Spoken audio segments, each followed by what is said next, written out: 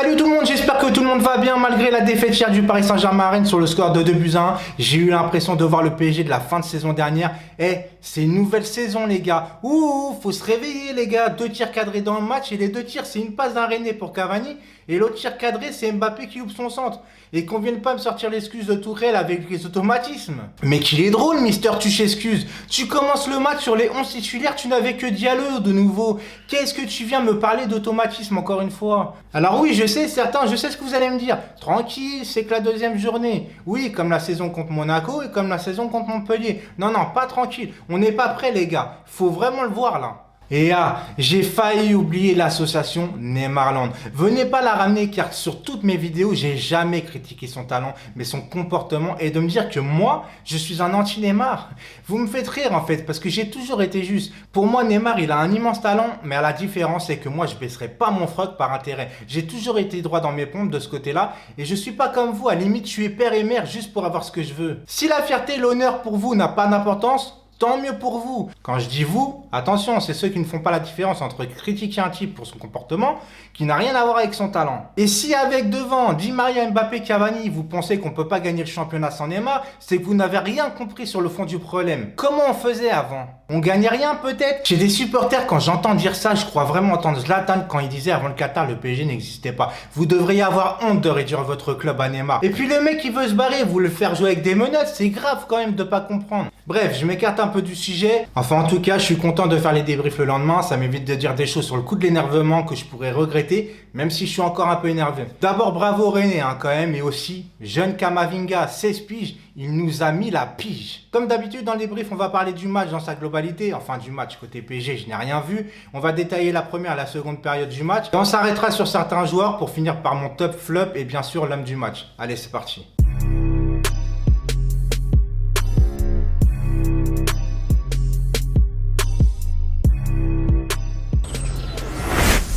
Dites-moi dans l'espace commentaire ce que vous avez ressenti sur ce match. J'essaie de répondre à tout le monde, vraiment, je fais vraiment mon maximum. Déjà à la base, on te dit que le PSG commence en 4-3-3, enfin soi-disant, je vous expliquerai pourquoi je dis ça. Après donc, soi-disant un 4-3-3 face à un 5-3-2 côté Rennais, avec Areola dans les buts. En défense, latéral gauche, Bernat, latéral droit, Meunier, même si je suis pas fan, c'est toujours mieux que Kerrer, mais moi, voilà, je suis pour Dagba et le match me donnera raison. Dans l'axe, Diallo et notre capitaine Thiago Silva. Les 3 milieux de terrain, c'est Marquinhos, Verratti, Draxler, Gay sur le banc, c'est normal, il est un peu court niveau préparation. On va pas prendre le moindre risque en ce début de championnat. Mais on va en reparler parce que tu dois le faire rentrer, bordel de Tourelle. Ah ouais, lui, il va manger ce soir. Tourelle, il va en prendre plein la gueule. Et devant, nos 3 offensives, Di Maria, Mbappé et Cavani. Je vous cache pas que j'ai tiqué quand j'ai vu Draxler titulaire. Après, certains vont peut-être pas être d'accord avec moi, je le conçois. Mais vraiment, Draxler, depuis le 4-0 face au Barça, le mec, il a perdu en motivation, en efficacité. Tout ce que vous voulez. Moi, j'aurais mis Sarabia à sa place, que ce soit au milieu ou dans ce cas, alterner le poste avec Di Maria, parce que je vous rappelle que Di Maria au milieu, au cœur du jeu, il était super bon à Madrid. Alors en première période, dès le début du match, le 4-3-3, je ne l'ai pas vu. J'ai vu plutôt un 4-3-1-2 avec Mbappé beaucoup plus axial, aux côtés de Cavani et un Di Maria aussi axial, juste en dessous des 2 attaquants. Et le problème, bordel, quand tu joues face à une défense à 5, c'est plutôt préférable d'écarter le jeu pour étirer leur défense, plutôt que de s'entêter à terminer dans un bouchon, dans l'axe. Je suis essoufflé tellement que je suis énervé.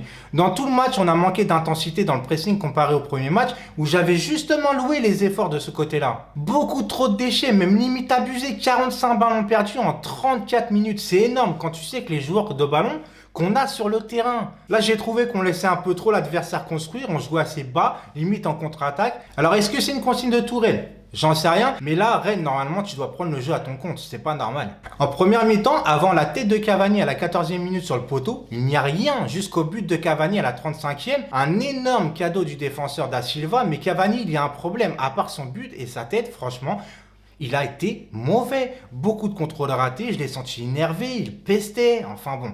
3 minutes plus tard, Mbappé qui prend son scooter pour griller en vitesse da Silva et louper son face-à-face face au gardien, qui était difficile, on va pas le blâmer. Par contre, avec plus d'expérience, vu la difficulté de l'angle, comment le défenseur lui a tiré le maillot, il tombait, il y avait pénalty. On va parler de l'égalisation de Rennes, but marqué par Niang qui a pas mal dérangé les défenseurs parisiens, surtout par sa facilité de protéger son ballon de haut but, mais tout le monde dit Marquinhos c'est loin, je suis d'accord avec vous, mais il n'y a pas un problème, Diallo t'es où? Sur le but dans l'axe, il y a Marquis et Silva, Bernat sur le côté et Diallo Bah il est dans les choux, je comprends même pas son placement. Reste à ta place, merde. T'es défenseur central, t'es pas un touriste sur le terrain. Trop de fois dans cette première période, Marquinhos a dû pallier ses absences et du coup on se retrouvait plus qu'à deux milieux. Première mi-temps, un partout, je trouve logique pour moi, on méritait pas mieux. Ah ouais, dernière chose, sinon je vais oublier. Verratti, je t'adore mais c'est plus possible. Ferme ta gueule sur le terrain, c'est vraiment insupportable. En première période, on est nul et ben en deuxième, on change rien. Normal. Tu as Gay, tu le fais pas jouer du match. Logique. Diallo n'y arrive pas pour le moment. Redescend Marquinhos aux côtés de Thiago Silva, fait sortir Diallo et met Gay au milieu. Mais non, avec Tourelle, tout va bien. Mais pour Idrissa Gueye, si c'est pour faire ça, le mets pas dans le groupe. 47e minute, but de Rennes qui prend l'avantage. Manque de marquage de Meunier et de Thiago Silva. Meunier très en retard, qui d'ailleurs défensivement il est nul. Et devant, pas un centre de potable. Pas un seul ballon levé et Areola, sur le deuxième but, pour moi, il est un peu fautif parce que, à mon sens, le centre n'est pas tendu. Il a le temps de sortir et de l'avoir. 58e minute, Verratti qui prend sa biscotte habituelle. Vraiment, il ne grandira pas dans sa tête. À ma plus grande déception, Rennes qui aura une grosse occasion sur corner qui terminera sur le poteau, on aurait pu prendre large. Et à la 63e minute, le moment choquant du match. Mais vraiment, Dagba à la place de Meunier, ok, c'est ce que je voulais depuis le début, mais Tourelle a de la latence. Mais là, Sarabia qui rentre, logique. Enfin logique, non, parce qu'il doit être titulaire à mon sens. Je me dis, Sarabia va rentrer enfin à la place de Draxler. Eh ben non, il nous sort Di Maria, le seul capable de créer du jeu. Qu'est-ce que tu as Tourelle avec Draxler? Ça fait 2 ans qu'il est nul et t'es le seul à pas le voir, ça craint putain. On va dire que je suis parano, mais tu vois Draxler qui rire, ça sent la préférence du patriotisme un peu quand même. Mais il n'y a pas que ça, hein. Aucune réaction des joueurs après avoir été mené au score. Comme je dis, on dirait le PSG de la fin de saison dernière. Et puis 75e minute, Draxler qui sort. Enfin! Mais le problème, c'est que tu mets Paredes, qui lui est moins offensif, alors que t'es mené au score. T'as tout faux, Tourelle. Je comprends rien en fait. Pour moi, tactiquement, on est nul. On n'a aucun fond de jeu. On est dégueulasse à voir jouer. Et puis à 10 minutes de la fin, le PSG se décide à jouer. Bon, il y a aussi la fatigue des joueurs de Rennes. Donc voilà, match terminé, défaite de 1. On va passer tout de suite au top flop. Ça va être très rapide. Flop, Tourelle et le Paris Saint-Germain. Le PSG, je peux pas faire autrement. Même si j'aurais pu peut-être aller sortir du flop Mbappé parce qu'il a tenté. Di Maria parce qu'il a pas vraiment été trop dégueulasse.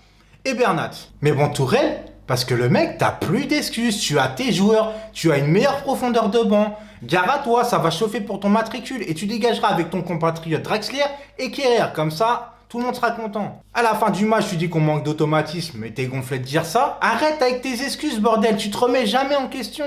On passe au top. Personne. Voilà, je suis désolé de finir comme ça, mais je peux pas faire autrement. Avant de terminer cette vidéo, les gars, je finirai par une dédicace à un groupe parisien sur Facebook. Ici, c'est Paris Saint-Germain, entre parenthèses PSG Forever. Ils se reconnaîtront, ils ont plus de 30 000 membres. Continuez comme ça, les gars. Voilà, j'espère que la vidéo vous a plu quand même. N'hésitez pas à un petit like si vous avez aimé la vidéo. Abonnez-vous si ce n'est pas déjà fait. C'était Sex Lucidity. Portez-vous bien. Ciao, ciao.